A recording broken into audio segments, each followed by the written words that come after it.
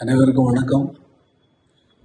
நேற்றைய தினம் தமிழக அரசு நடத்திய பாராட்டு விழாவில் எனக்கு ஓவர்வெல்மிங்னால பேச்சு வரல.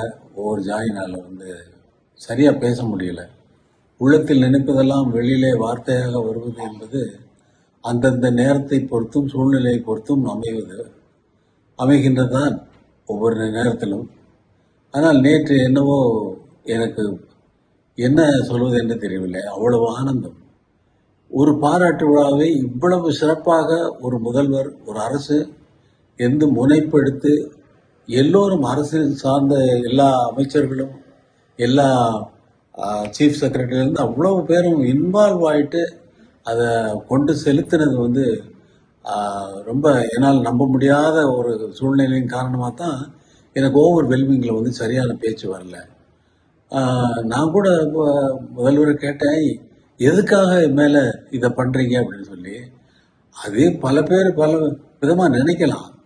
அதுக்கு என்ன காரணம், இவ்வளவு அன்பு செலுத்துவதற்கு நான் என்ன செய்தேன் என்பது. நான் போட்ட இசையாக இருக்கலாம், அது வேறு சமாச்சாரம், அது அவர் தான் சொல்ல முடியும். அதனால் எனக்கு நான் இதையெல்லாம் எதிர்பார்க்கிறவன் அல்ல. அப்படிப்பட்ட ஒருவனுக்கு பாராட்டு விழா நடத்துவது என்பது இந்த சிம்பனியின் சிகரம் தொட்டதால் தான் அவர் அந்த பாராட்டு விழாவை அதை மிகவும் மிகவும் முக்கியமாக கருதி இருக்கிறார் என்பது இப்பொழுது எனக்கு புரிகிறது.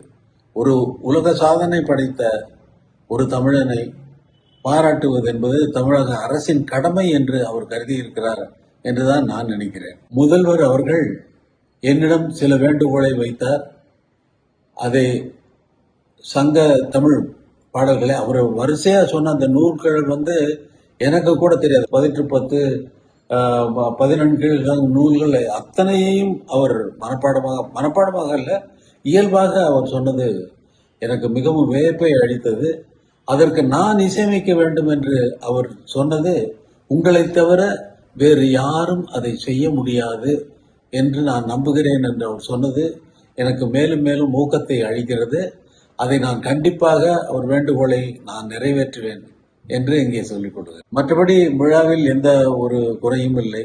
இந்த நிகழ்ச்சிக்கு சூப்பர் ஸ்டார் ரஜினிகாந்த் அவர்களும் உலகநாயகன் கமலஹாசன் அவர்களும் வந்திருந்து விழாவை சிறப்பித்தது விழாவிற்கு மகுடம் வைத்தவர் போல.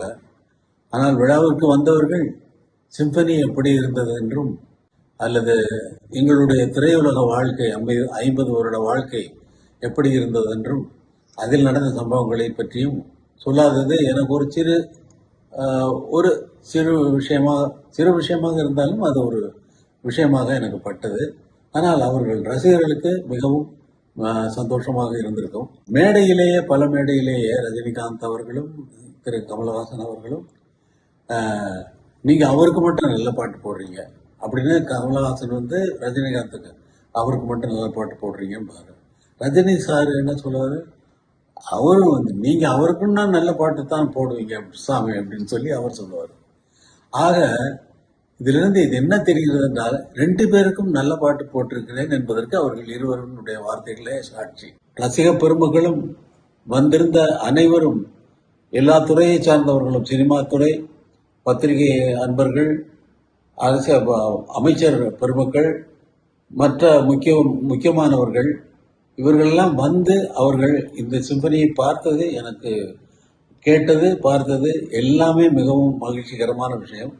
தமிழக மக்களுக்கு மட்டும் அவர்கள் இதை காண முடியாமல் அந்த இடத்தினுடைய அமைப்பு இருந்ததனால் நம் மேடையிலேயே நான் சொல்லிவிட்டேன், இன்னொரு நிகழ்ச்சி கண்டிப்பாக நான் மக்களுக்காக நடத்துவேன் என்பதை மேடையிலேயே நான் சொல்லிவிட்டேன். அது கண்டிப்பாக நடக்கும். மக்கள் அனைவரும் அதை எதிர்பார்க்கலாம். அந்த நாளை நானும் மிகவும் ஆவலோடு எதிர்பார்க்கிறேன்.